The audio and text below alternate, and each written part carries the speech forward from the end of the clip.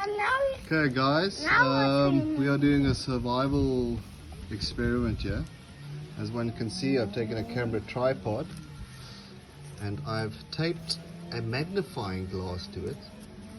Now what this magnifying glass is going to do is concentrate all the sun's rays onto the paper, which you need to get, okay guys? Not enough. See, as one can see, starting to burn the paper. Once we get a flame, Take away. and we need to put some wood on. Let's try and get a flame first. I'll catch up with you later.